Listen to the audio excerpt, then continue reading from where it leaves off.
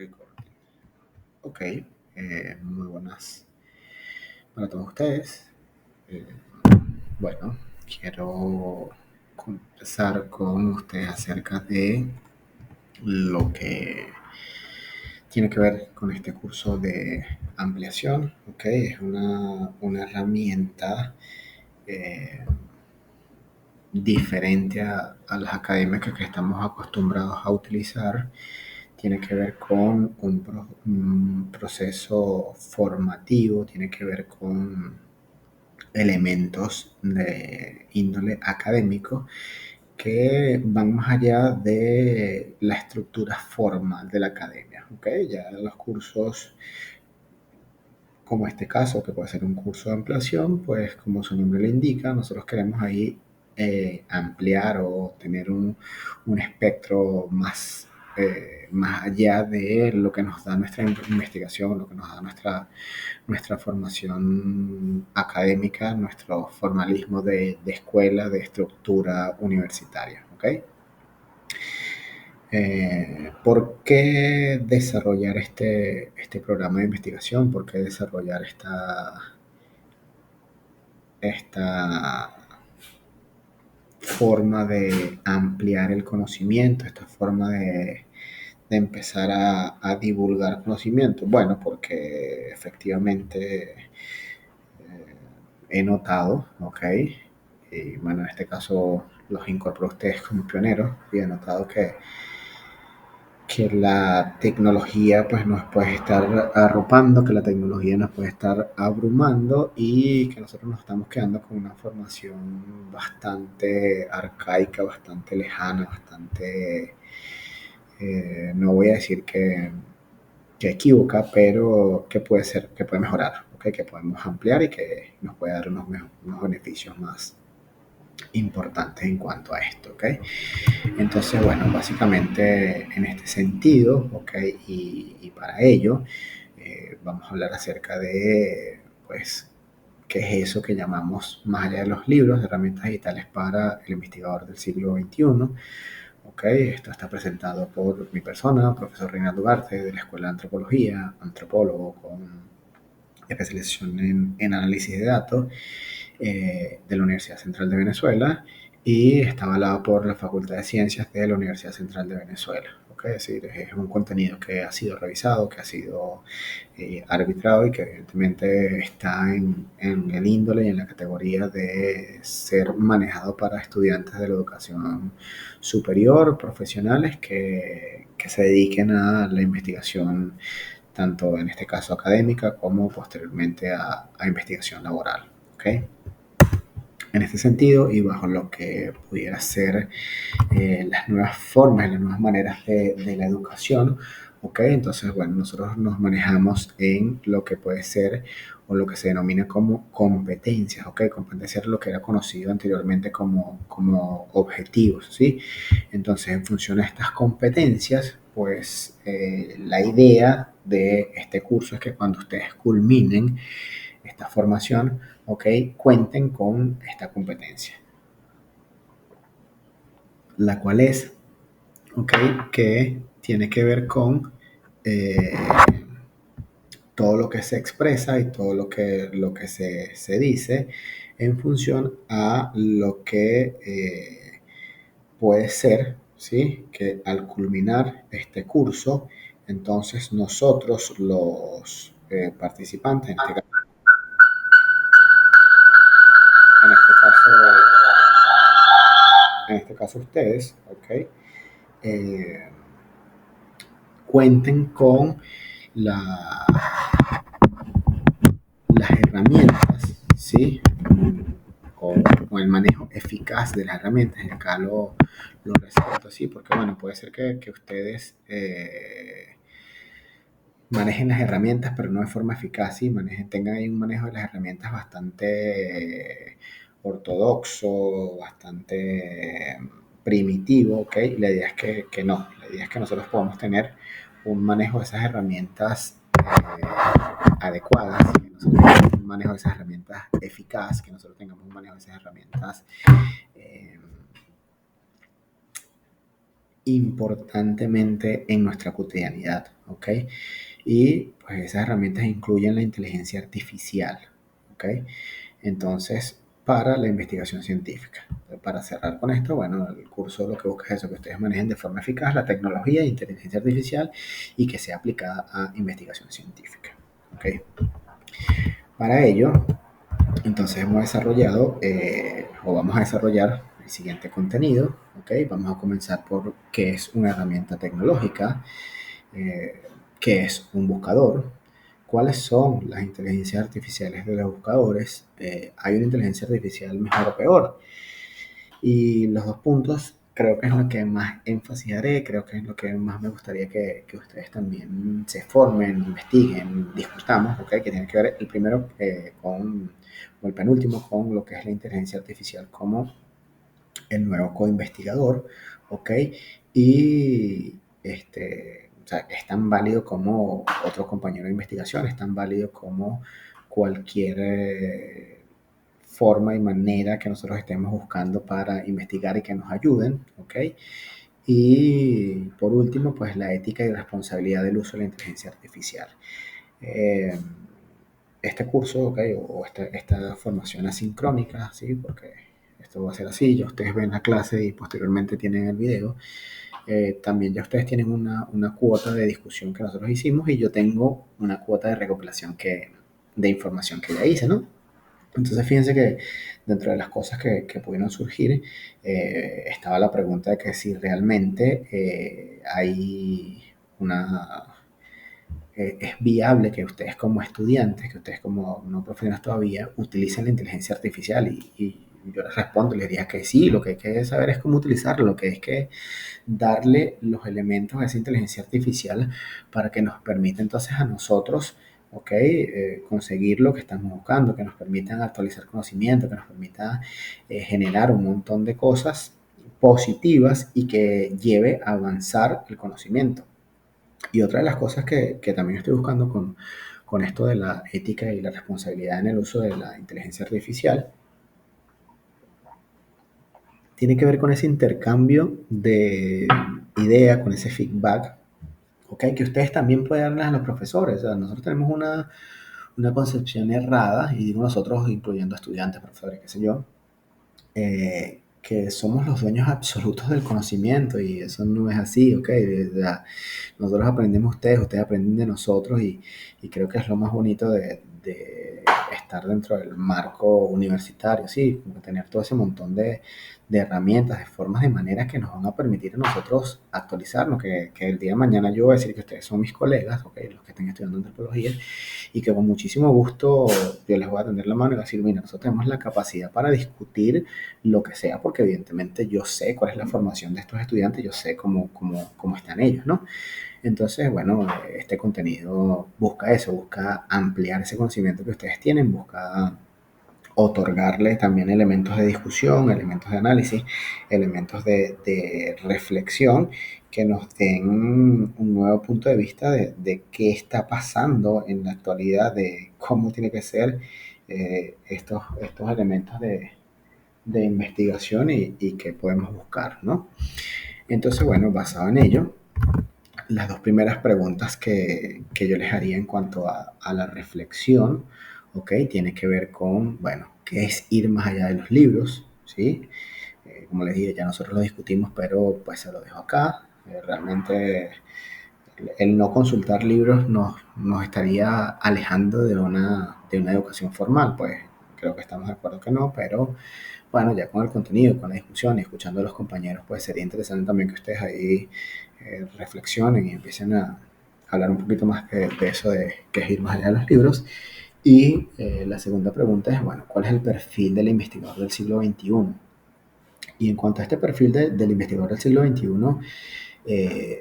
son muchas las cosas que han podido ocurrir en los últimos 5 años, ¿ok? Entonces, y eso ha hecho que ese perfil del investigador del siglo XXI, que ya venía cambiando, ¿ok? Que ya era diferente al del siglo XX, pero que este perfil del investigador del siglo XXI sea totalmente diferente hasta lo que era en el año 2019, es decir, a partir del 2020 hubo un evento que no es secreto para nadie, que es lo que la pandemia, que evidentemente nos sacudió de forma grosera, de forma salvaje, ¿sí? Ese sacudón que nos dio ese fenómeno, ¿ok? Que fue desde el punto de vista biológico, desde el punto de vista social, desde el punto de vista cultural, es decir, cambiaron como demasiadas cosas en un año, hizo replantear eso de cuál es el perfil del investigador del siglo XXI, es decir, con qué herramientas tiene que contar el investigador, o sea, no nada más con el conocimiento, no nada más con las herramientas clásicas que ya nosotros teníamos, y sobre todo me voy a basar en el perfil del investigador social, ¿no? Sino tenemos que sumar herramientas diarias, y esa suma de herramientas diarias básicamente tiene que ver con cómo empezamos a manejar las herramientas digitales. Hubo investigadores, hubo colegas, hubo personas comunes que no sabían quizás ni prender una computadora, y posteriormente a la pandemia pues empezaron a tener esas herramientas, empezaron a buscar que a ver, la forma de que teníamos para socializar era únicamente con las herramientas digitales. Entonces, bueno, si la forma como estamos socializando era a través de herramientas digitales, eso quiere decir que también las formas como podemos empezar a investigar pueden ser con herramientas digitales. Entonces, allí yo le dejo como esa reflexión y todo eso bueno, que pudo haber pasado en ese tiempo, en ese periodo de tiempo, y hace, para nosotros dentro del mundo científico, 4 años fue ayer, ¿ok? Entonces, en función de ello y en función de esto que les estoy conversando y que ya afortunadamente nosotros ahí discutimos, vamos a comenzar a hablar, ¿ok? Acerca de lo que pudiera ser todo el contenido de este curso de ampliación. Y para comenzar ese contenido, pues entonces vamos a hablar acerca de, pues, qué es una herramienta digital, ¿ok? Es decir, qué podemos definir como herramienta digital. Entonces, bueno, para ello vamos a conversar con que, vamos a comenzar, perdón, con que una herramienta digital se puede definir como cualquier aplicación, ¿ok? Software o plataforma en línea diseñada para facilitar la gestión, análisis y difusión de información, así como la colaboración entre investigadores. Entonces ya por acá, fíjense, comenzamos con aplicación. Ok, y bueno, acá estamos utilizando una herramienta digital, es decir, yo me estoy comunicando con ustedes mediante una herramienta digital, entonces tampoco es que estamos tan alejados de esa realidad. Tenemos un grupo de WhatsApp en donde pues ahí también estamos actualizando conocimiento. Yo estoy grabando esta clase con una herramienta digital. Entonces, o sea, tampoco es que es tan lejano y no es algo así como del tercer mundo ni del primer mundo, no, no, no. O sea, estamos aquí con unas herramientas, pero lo que estamos buscando es que no sea utilizarlas a la buena de Dios, a bueno, lo que salga, salga sapo, salga rana, yo voy para adelante. No, no, no. La idea es utilizarla con conciencia, la idea es saber cómo sacar el mayor provecho de estas herramientas digitales, y por supuesto, una vez que nosotros saquemos el mejor provecho de estas herramientas digitales, pues que podamos aplicarlo al mundo de la investigación, ¿no? Entonces, en base a esto, estas herramientas digitales se caracterizan por su capacidad de procesar grandes volúmenes de datos, permitir la comunicación en tiempo real, esto es importantísimo, tiempo real, y ofrecer funcionalidades específicas en diferentes disciplinas académicas. Okay, voy a resaltar aquí varias palabras que quiero que ustedes tengan clarísimo. Lo primero es, bueno, nosotros podemos manipular grandes volúmenes de datos, o podemos manipular datos que hasta hace, no sé, 10, 15, 20 años no eran de esa accesibilidad, y acá voy a tomar ejemplos del primer mundo y voy a tomar ejemplos específicamente de la antropología forense, ¿ok? En donde, bueno, en Europa y en algunos países de Estados Unidos, Canadá, ¿ok? En algunos países de Norteamérica, bueno, los países norteamericanos y algunos países europeos, ya la concepción o como nosotros estamos acostumbrados a tratar la autopsia, ya no es así, ¿ok? Ya el cuerpo solamente después que la persona fallece, pues se pasa por una máquina, se pasa por un escáner, ¿ok? Donde esa máquina escanea todo y cada una de las características de ese cuerpo, heridas, formas, maneras, puntos de vista, absolutamente todo, tatuajes, todo lo que tenga que ver. Y sencillamente, pues esa persona que tenía el nombre Hernández Ramírez Ernesto, ¿ok? Ya no va a ser Hernández Ramírez Ernesto, ya Hernández Ramírez Ernesto se le dio a sus familiares y sus familiares hicieron los rituales que tengan que ver con la muerte que a ellos mejor les parecía, ¿ok? Y esa persona pasa a ser un número en donde nosotros podemos hacer la cantidad de autopsias que nos necesitemos, que busquemos, y la cantidad de colaboraciones en tiempo real que necesitemos. Es decir, si estamos en tres ciudades diferentes y ustedes quieren participar en la autopsia y ustedes necesitan que esa autopsia que estamos haciendo se dé y se manipule y se busque de formas y de maneras, pues entonces ustedes pueden estar dentro de esa autopsia. Entonces allí es como estamos viendo como algo que parecía, o que a nosotros acá nos parece como demasiado extenso, como demasiado fuera de orden y de lo que nosotros estamos pensando, pues en el mundo, en el primer mundo no es así. Entonces, eso por poner un ejemplo, ¿ok? De cómo pasa en tiempo real. Y otro ejemplo que también estamos conversando es, bueno, el uso de las herramientas digitales para todo lo que tuvo que ver con combatir ese COVID y esa pandemia, es decir, cuánto se tenía de qué forma se podían reunir los investigadores, cómo intercambiaban información en diferentes partes del mundo, resultados y todo aquello. Entonces, o sea, a veces, y voy a hablar acá de la universidad, voy a hablar de la facultad, ¿ok? Que a veces tenemos como unas barreras ahí por lo desconocido, rechazamos lo desconocido y por eso no aceptamos que las herramientas digitales de esta forma y la inteligencia artificial pueden ser una herramienta fundamental para el avance de la academia, para cambiar esa postura arcaica, y lo voy a decir con toda la responsabilidad que a veces nos manejamos en la universidad. ¿Okay? Entonces, bueno, partiendo y teniendo claro este concepto, entonces vámonos a, bueno, cuáles son los ejemplos de las herramientas digitales para desarrollar, ok, investigaciones, ¿sí? Entonces, bueno, acá uno que otro ejemplo.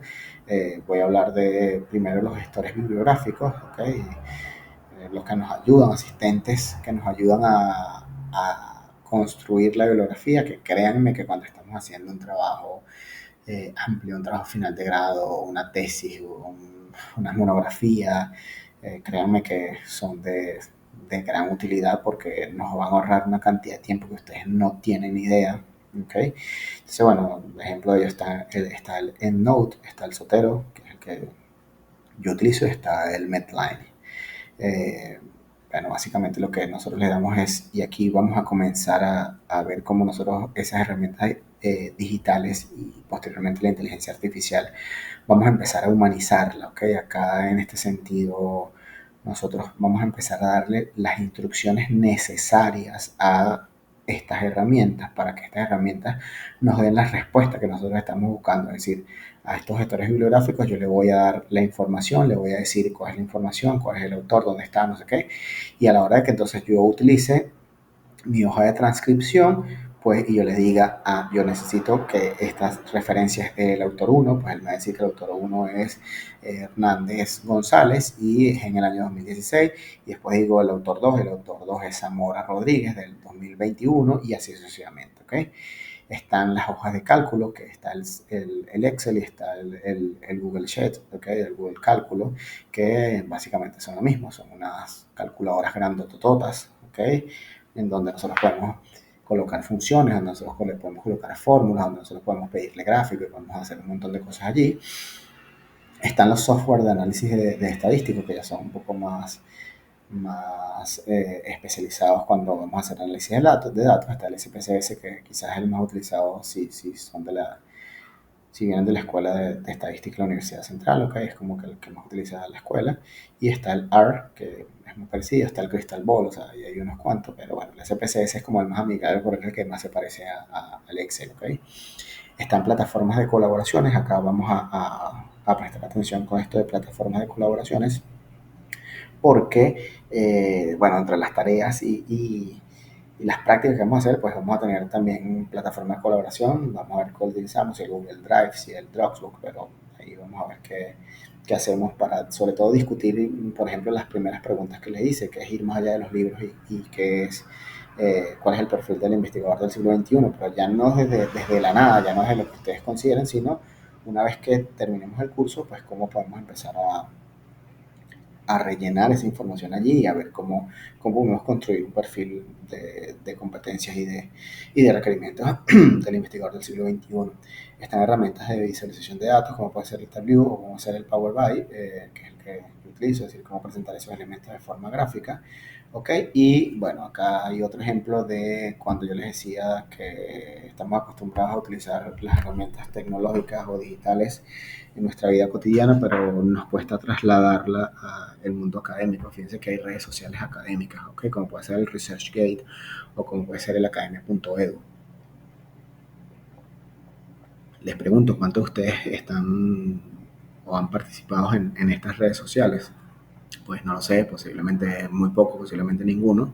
Entonces, bueno, vamos a tener ahí ojo y cuidado con esto. O sea, es importante que nosotros entonces participemos, que nosotros tengamos claro bueno, que hay redes sociales, así como hay redes sociales para difundir nuestra cotidianidad, para conocer, para ir, pues también hay redes sociales que nos permiten tener posturas y variantes académicas, ¿no? Entonces, bueno, vamos a tener ahí, chévere con eso, ¿ok? Vamos a tener ahí formas, maneras, elementos que nos permitan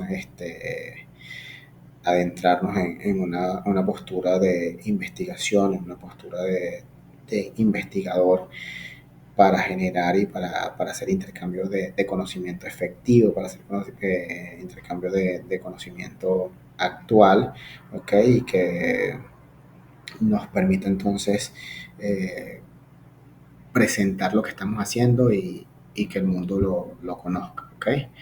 En cuanto a esto, ¿sí? Bueno, vamos a comenzar ya con materia específica y yo les hice varias preguntas, les hice varias aclaratorias. Ya algunos hemos hablado, otros no, otros se quedaron como callados, pero bueno, básicamente sería esto. Que comenzamos por navegador y buscador. Son sinónimos, conocen lo que es un navegador, conocen lo que es un buscador. Entonces, bueno, sería como la primera definición, ¿ok? Que tiene que ver con el navegador es un vehículo que nos permite estar o transportarnos a través de páginas web, ¿ok? Que nos permite ir y visitar páginas web, mientras que un buscador, sí, tiene que ver con esto que yo les comentaba, que tiene que ver con un gran bibliotecario, ¿okay? Entendiendo un bibliotecario donde nosotros tenemos que darle la información específica y esa información específica nos va a permitir que nosotros obtengamos lo que estamos buscando, las preguntas que estamos generando, la investigación que queremos desarrollar o todo lo que puede estar pasando. ¿Ok? Entonces, en ese sentido, la siguiente pregunta que yo les hice y que en este caso, bueno, ya ustedes después vamos a ver cómo responden, ¿ok? Tiene que ver con, ¿saben utilizar los buscadores? Pues la información que me dieron era que no del todo, ¿ok? Entonces, bueno, vamos ahí a ver cómo podemos a ustedes optimizar esa utilización de esos buscadores, cómo podemos que ustedes saquen el mejor provecho de lo que es un buscador, de lo que es un navegador y pues entonces comunicarse con ese gran bibliotecario web para que lo que ustedes estén buscando lo consigan, ¿sí? Porque una de las respuestas más comunes que he conseguido cuando es que no, pero es que me cuesta conseguir lo que estoy buscando. Y yo, a ver, pero ¿cómo? O sea, si tienes la biblioteca más grande del mundo, ¿cómo te va a costar conseguir algo? Entonces, porque no sabes buscarlo, ¿ok? Entonces, bueno, acá es donde nosotros vamos a tratar de optimizar ese proceso y que lo que estemos buscando sea lo que se consiga. En este sentido, bueno, vamos a cuáles serían los consejos para una búsqueda eficaz en la web, ¿ok? Y básicamente tenemos que tener como cuatro aristas, ¿sí? ¿Qué tanta privacidad queremos tener? ¿Qué resultados estamos buscando? ¿Cuáles son las funcionalidades que tenemos? Y bueno, acá un poco bastante subjetivo, pues qué valores personales queremos exaltar en este buscador que nosotros vamos a utilizar. En este sentido, bueno, entonces la pregunta sería, pero ¿cómo elegimos el buscador adecuado? ¿Hay un buscador mejor, hay un buscador peor? Bueno, no, sencillamente acá es el que nosotros nos sentamos más cómodos, el que nosotros queramos desarrollar, el que nosotros queramos, eh, el que nosotros tengamos más común en todo lo que hemos hecho a lo largo de nuestra vida académica o nuestra vida cotidiana. ¿Ok? Pues acá presento como que los buscadores más comunes, algunos de los buscadores que yo recomiendo, que yo he utilizado. Sí, el primer buscador es el más utilizado del mundo, que es el Google Search. ¿Okay? Y lo coloco como primero por dos razones. El primero es porque sí, es el más utilizado, y la segunda es porque, bueno, acá es donde quizás viene también la confusión entre navegador y buscador. Porque fíjense que Google tiene el navegador que es el Google Chrome, ¿ok? Y a su vez tiene el buscador que es el Google Search. Pero, bueno, pero es que resulta que el Google Search nosotros podemos utilizarlo con Microsoft Edge, con Opera, con, con el mismo Google Chrome, con Mozilla Firefox, con los interfaz para Apple, ¿ok? Con el Safari. Entonces, bueno, eh, acá también podemos ver la diferencia entre lo que es un navegador y un buscador, ¿ok? Un motor de búsqueda también se conoce como sinónimo. Está el Bing, que es básicamente la competencia al Google Search, solo que fue desarrollado por Microsoft y es el buscador de Microsoft Edge. Están buscadores ahí que entonces vamos enfocados a la privacidad, a que no se vea lo que nosotros estamos buscando, a que no se vea a que no quede registro de esa búsqueda, y sobre todo esto tiene que ver con lo que va de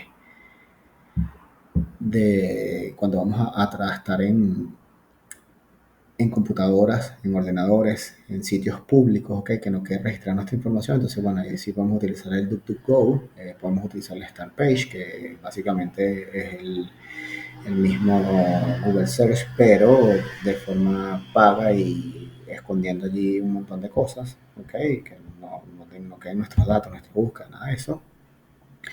Y bueno, por último, que tiene que ver con lo que les comentaba hace rato con los valores, que es el Escocia, ¿ok? El Escocia es un buscador que utiliza sus ganancias para plantar árboles, ¿ok? Tiene allí una responsabilidad ecológica que, bueno, que sería interesante también que ustedes de vez en cuando chequen. ¿Cuál es mejor y cuál es peor? Miren, todos son buenos, todos son malos, no sé, depende de ustedes y de las características que utilicen para la búsqueda, ¿no?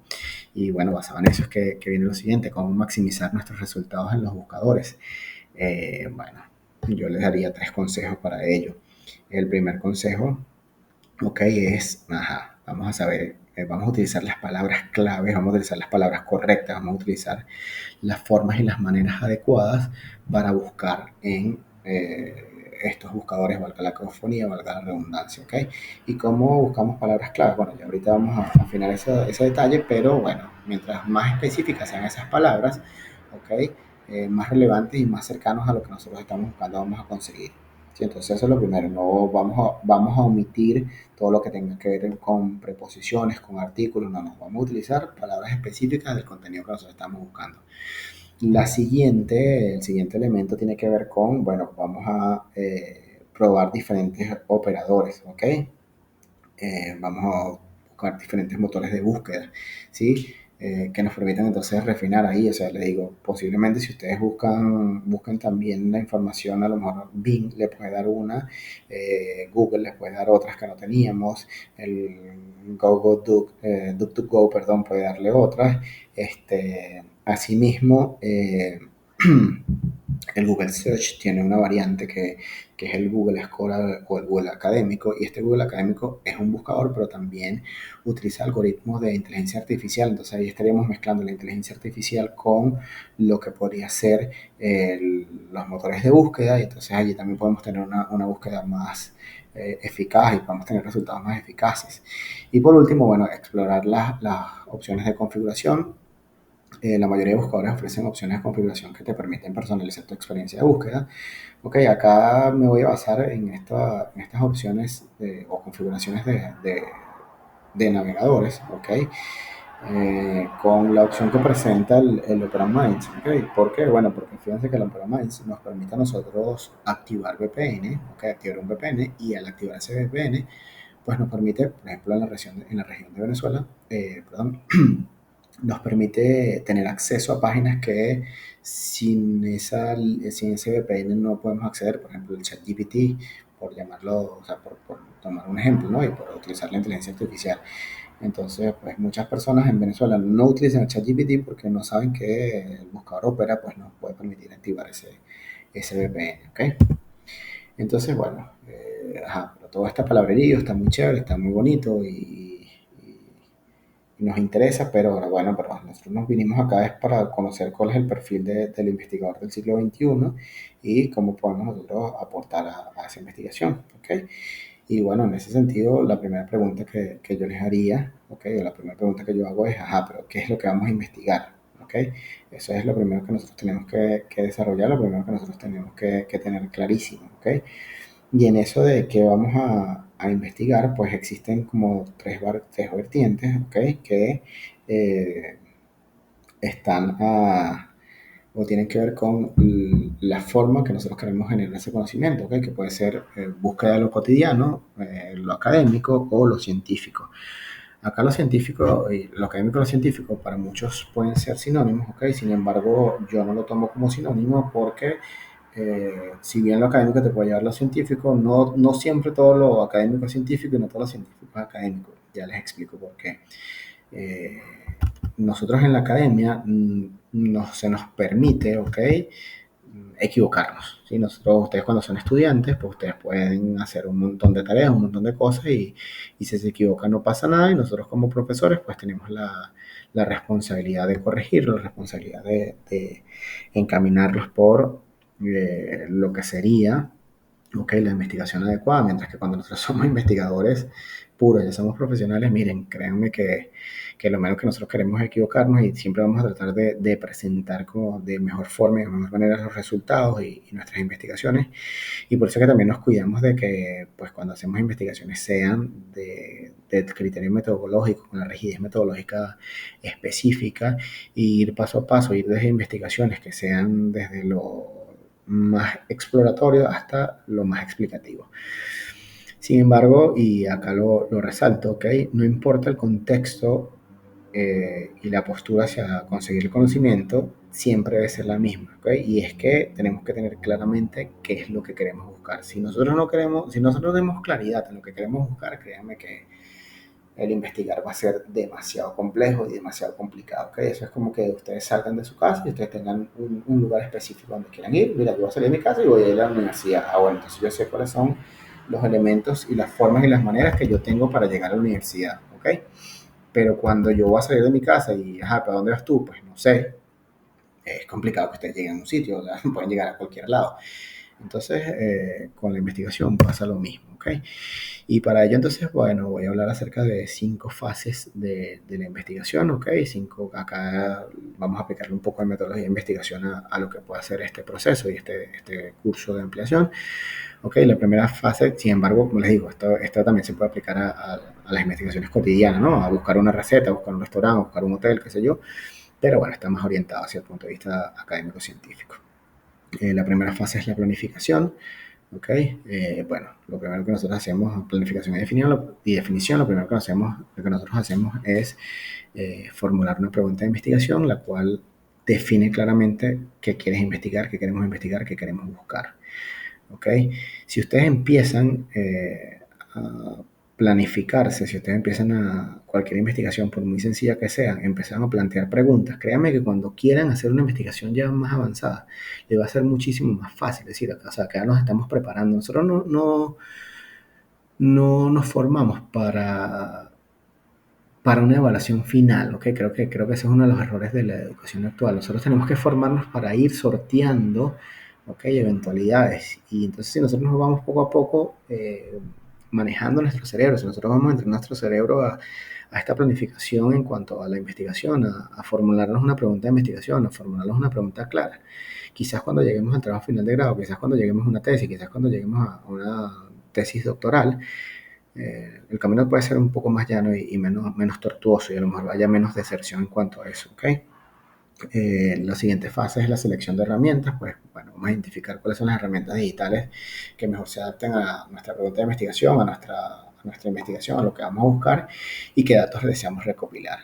Y por último, bueno, el diseño de investigación, el diseño de metodología, perdón, que es determinar pues cuáles son las herramientas para recopilar y de qué forma vamos a analizar los datos, si son cuantitativos, si son cualitativos, si son experimentales, si son documentales. Bueno, acá veremos ahí qué es lo que mejor nos compete.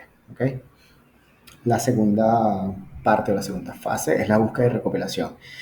Resulta que, bueno, conversando con ustedes, aquí casi que todos comienzan por el paso número 2 y se saltan el paso número 1. Entonces ahí es donde también vienen los errores, ahí es donde cuando no consiguen lo que están buscando, ahí es donde se les complejiza. ¿Por qué? Bueno, porque si ustedes plantean una pregunta de investigación adecuada, pues esa pregunta nos va a permitir entonces a nosotros tener las palabras claves que nos permitan en los buscadores conseguir resultados. Pero si nosotros no tenemos la pregunta clara, si nosotros no tenemos las variables claras, no tenemos el tema claro, difícilmente nosotros vamos a conseguir información adecuada, ¿no? Entonces, bueno, lo primero que tenemos que tener dentro de la búsqueda y recopilación de datos es qué fuente de datos vamos a utilizar. Pues lo ideal sería utilizar buscadores académicos, bases de datos, redes sociales académicas, repositorios digitales y fuentes en líneas, perdón, que nos permitan recopilar información adecuada. Posteriormente a eso, entonces, bueno, ¿qué herramientas de búsqueda nosotros vamos a maximizar y a potenciar? Pues vamos a utilizar operadores de búsqueda avanzados, filtros y alertas para encontrar datos relevantes. Y vamos a empezar a humanizar, ¿sí? Ya se lo dije, pero bueno, continuamos de nuevo. Vamos a empezar a humanizar, vamos a empezar a programar la máquina y los buscadores para que nos dé lo que nosotros estamos buscando y no lo que al buscador le dé la gana, ¿ok? Y por último, entonces vamos a la recopilación automatizada. En nuestras investigaciones es poco lo que vamos a utilizar esta recopilación automatizada en estos momentos, sin embargo no está de más destacarlo, ¿ok? Tiene que ver con la utilización de herramientas, por ejemplo el web scraping o el APIs para recopilar grandes volúmenes de datos de manera efectiva y eficiente. Vamos con la tercera fase o el tercer paso, ¿ok? Que tiene que ver con la organización y la gestión de los datos, ¿ok? Que es, ya nos planteamos nuestra pregunta de investigación, ya nos planteamos nuestra pregunta de investigación, ya recopilamos los datos. Ahora, ¿qué hacemos con esos datos? Bueno, lo que tenemos que hacer es organizarlo y gestionar esos datos, ¿sí? Lo primero que tenemos que hacer entonces para la organización es, bueno, vamos a almacenarlo. ¿Dónde lo vamos a almacenar? Bueno, vamos a suponer que en el Dropbox, en cualquier plataforma en la nube o pues en nuestro software, en nuestra computadora, ahí ustedes tengan libre criterio donde a ustedes se les haga más fácil en el correo. Bueno. Pero evidentemente ese almacenamiento de datos también tiene un proceso, que nosotros no vamos a empezar a guardar información ahí, todo lo que se nos ocurre y todo lo que consigamos, no.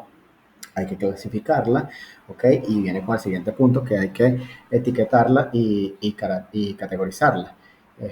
Nosotros tenemos entonces que aplicar etiquetas, aplicar categorías a los datos para facilitar la búsqueda y el análisis, ¿ok? O sea que cuando nosotros ya recopilamos toda la información y la organizamos, ok, entonces ahora yo voy a empezar a analizar esa información, yo voy a empezar a disgregar esa información, voy a ver qué me sirve, qué no me sirve, voy a ver de qué forma voy a analizarla.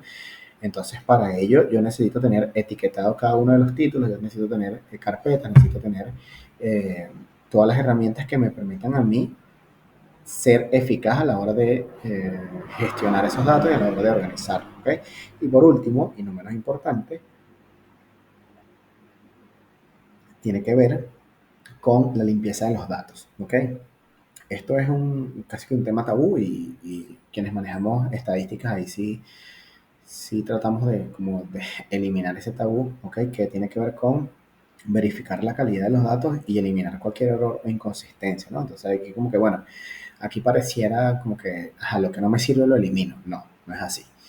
Acá tiene que ver con, hay datos, ¿ok? Hay información que pues pudo tener errores de transcripción, pudo tener alguna alteración, ¿ok? Entonces, ¿qué pasa? Cuando nosotros vamos a comparar esos datos, nosotros vemos y por eso es importante el conocimiento de lo que estemos buscando, nosotros vemos que ya va, esto no se está comportando como nos dice la teoría que hay que comportarse. No se está comportando como lo que nosotros siempre hemos conseguido. No se está comportando de, bueno, vamos a revisar los datos y resulta que vemos que, por ejemplo, hay una inferencia que da más del 100%, entendemos que la mayor probabilidad es 100%, que es que ocurra 100% que ocurra ese evento, entonces resulta que no, la probabilidad es que sean 150%, no, aquí hay un error, sencillamente pues vamos a suprimir ese dato, pero cuando nosotros suprimimos ese dato, ¿ok? Y ahí viene la recomendación, nosotros no lo quitamos y ya, no, nosotros quitamos el dato y justificamos por qué nosotros eliminamos ese dato, mira, nosotros quitamos, asumamos que estamos hablando de los estados de Venezuela, y nosotros decimos que la probabilidad de que en el estado Zulia caiga un meteorito es el 150%, ya va, o sea, eso no está bien, entonces bueno, nosotros ahí justificamos, mira, dentro de la investigación que se hizo, pues los datos que conseguimos en tales fuentes nos dice que hay una probabilidad del 150%, entendemos que la probabilidad es máximo 100 o máximo 1, por ende no vamos a tomar en consideración ese dato, así que nos quedamos con el resto de estados de Venezuela. El siguiente elemento, el siguiente proceso de la fase de investigación tiene que ver con lo que va en función a el análisis de datos. ¿Ok? Bueno, ¿qué herramienta de análisis de datos vamos a utilizar? Software estadístico, programas de análisis cualitativos o herramientas de visualización de datos para analizar la información. ¿Ok? Es decir, cómo vamos a empezar a presentar esos datos. ¿Qué métodos de análisis vamos a utilizar? Si son técnicas de análisis cuantitativo, cualitativo, de acuerdo a los datos que nosotros tengamos o de acuerdo a los objetivos que nos hayamos planteado en nuestra investigación. Y por último, ¿cómo vamos a presentar los datos? Es decir, cómo nosotros... ¿Por qué? Bueno, porque es que una investigación no está completa hasta que sus resultados no sean publicados y entendidos, ¿ok? Entonces, bueno, para que los resultados sean entendidos, tienen que tener claridad en la publicación de ellos. Entonces, bueno, acá nosotros vamos a ver, o sea, vamos a presentar en gráficos, vamos a presentar mapas mentales, van a hacer pósteres, van a hacer artículos científicos, o sea, de qué forma nosotros vamos a visualizar los resultados de una manera efectiva. Y por último, y tiene que ver con lo anterior, es, bueno, cómo vamos a comunicar y cómo vamos a difundir esa información. En este sentido, bueno, lo primero que tenemos que tener claro es de qué forma vamos a redactar y qué elemento científico vamos a utilizar para que esa información pueda ser difundida, ¿ok? Entonces, bueno, vamos a hacer informes, vamos a hacer informe técnico de investigación, vamos a plantear artículos, vamos a hacer presentaciones orales, vamos a hacer pósteres, vamos a hacer monografías, lo que sea, ¿ok? Lo que escojamos, lo que esté en nuestros recursos, para comunicar los hallazgos de la investigación. Posteriormente esto, lo ideal sería publicarlo, ¿no? Entonces, bueno, como que lo top sería una revista académica, pero sabemos que hay unas limitantes, que situación país, qué sé yo. Entonces, bueno, hay otras vertientes que nosotros podemos empezar a intercambiar información, como son los blogs, como son las redes sociales académicas y como pueden ser los repositorios digitales. Ok, no está mal que lo utilicemos. De hecho, como estudiante, creo que es una forma también importante que nosotros empecemos a intercambiar información, porque esa información que nosotros estamos ahí planteando, esos trabajos que nosotros hemos hecho, nos pueden dar o pueden permitir que haya ahí un intercambio con otros investigadores, con otros estudiantes, con otras partes del mundo. Entonces eso tampoco es que es tan descabellado, tampoco es que es una locura y pues empiecen a utilizar esas herramientas, ¿ok? Y por último, y no menos importante, que lo vamos a poner en práctica acá en este curso de ampliación, tiene que ver con la colaboración, ¿sí? Utilizar plataformas de colaboración en línea para compartir resultados con otros investigadores. ¿Ok? Acá, bueno, quizás nosotros vamos a trabajar la colaboración desde el punto de vista de las dos preguntas que hice al inicio de este curso. Bueno, vamos a irlas construyendo después que culmine el curso en la semana, pues vamos a ver qué opinan cada uno de ustedes, qué resultados podemos decir, qué formas podemos hacer, qué podemos plantear acerca de ello y así podemos tener respuestas en tiempo real y en tiempo efectivo. ¿Ok? Bueno, básicamente esta es la clase introductoria, esta es la presentación de qué son las herramientas digitales y pues cómo aplicar las herramientas digitales y la inteligencia artificial a el proceso de investigación. Es importante que estas 5 fases ustedes eh, las repasen, las internalicen, las manejen, las dominen, porque esto aplica tanto para las herramientas digitales como para la inteligencia artificial. ¿ok? Recuerden que entonces la inteligencia artificial no es más que un coinvestigador, ¿ok? No es más que un ayudante de investigación, el cual nosotros le vamos a dar toda la información necesaria, nosotros le vamos a dar toda la humanización necesaria para que nos dé respuesta que nosotros estamos buscando. ¿Y cómo se va a llevar eso? Bueno, teniendo en claro este proceso que estamos haciendo, estos 5 pasos que les di, y cada uno de esos pasos con los ítems, ¿sí? Para cerrar entonces la primera clase y esta presentación asincrónica, ok, vamos a la primera práctica de la materia, ok, o del curso, ¿no? Y bueno, la leo, ok, la práctica tiene que ver con, según hemos conversado hoy, a usted le solicitan una monografía, ok, en la materia que ustedes quieran, del tema que ustedes quieran, ahí se lo deja su libro de criterio, su libro de albedrío, ustedes piensan lo que mejor les convenga, ok. Entonces, en función de esa monografía que nos están mandando a realizar, la pregunta sería, ¿considera usted el uso de las herramientas digitales para cumplir con la actividad solicitada? O sea, ¿usted considera que debiéramos utilizar herramientas digitales para cumplir con esta actividad? Si su respuesta es no, bueno, justifíqueme por qué no. Espero que su respuesta sea sí. Entonces, ahí vamos con el siguiente ítem. Si su respuesta es afirmativa, realice un cuadro con los siguientes elementos indicando si los utilizaría o no. En caso de que los utilizaría, cuáles utilizaría y por qué utilizaría eso, ¿no?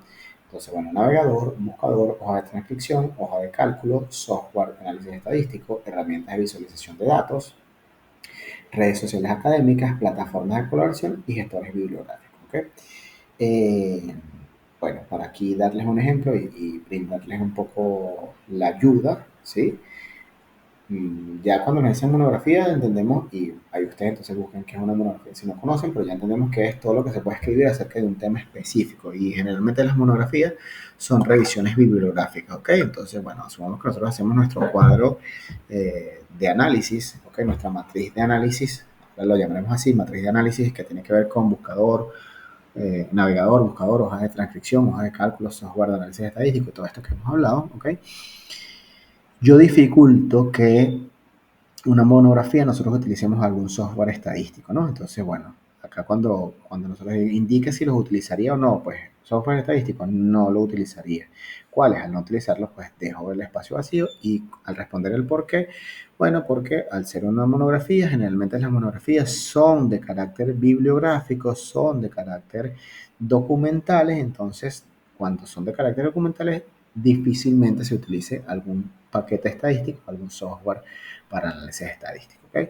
Ese sería como el ejemplo que yo les doy. Para cerrar también y para conversar la duración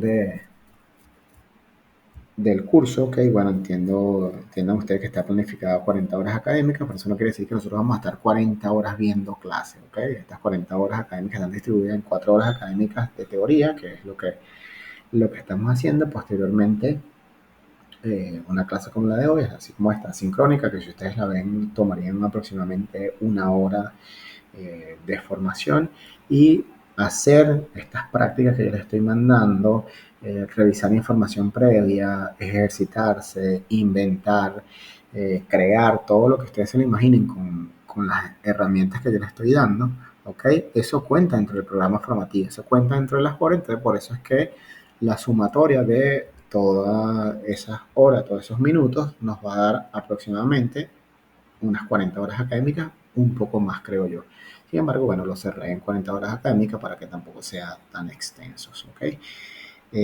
Con esto culmino la primera presentación, la primera clase, pues agradeciendo también su presencia, estando dispuesto a responder cualquier duda, estando dispuesto a atenderlos en cualquier momento, ¿ok? Porque como le digo, otra de las características que yo busco en este curso es que la atención sea bastante personalizada y cercana, porque aunque ustedes no lo crean, así como yo los estoy enseñando a ustedes, pues ustedes me van a enseñar a mí, ¿ok? Ustedes me van a enseñar, es más, pueden enseñar muchísimo más de lo que ustedes creen y me van a aportar datos para seguir y van a ser los pioneros en esta nueva forma de empezar a transformar el perfil del investigador del siglo XXI, de las diferentes escuelas que ustedes sean, de las diferentes profesiones que estén acá. Entonces, bueno, eso es una herramienta para mí importante, es una forma importante de empezar a generar nuevo conocimiento, nuevas formas, nuevas maneras y pues espero que haya un feedback adecuado como el que se dio en la clase sincrónica y bueno, que de esta clase asincrónica, donde ya ustedes tienen un poco más de conocimiento, ya tienen un poco más de elementos avanzados, pues les permite a ustedes generar también nuevas preguntas, les permita repasar qué conversamos, qué dejamos de conversar, qué les gusta, qué no les gusta, qué les llama la atención, qué les molesta, que necesitan que se amplíe más el conocimiento y con muchísimo gusto estaré dispuesto para ello. Entonces, sin más que hacer referencia y con lo que ustedes necesiten, pues espero que ustedes se conecten, que ustedes cumplan, que ustedes eh, pregunten todo lo que tengan que preguntar y yo con muchísimo gusto entonces estaré atento. Les dejo esta clase de forma sincrónica y cualquier duda pues nos comunicaremos por alguna de las herramientas digitales, llámese correo electrónico, llámese WhatsApp, llámese videollamada o lo que sea. ¿Ok?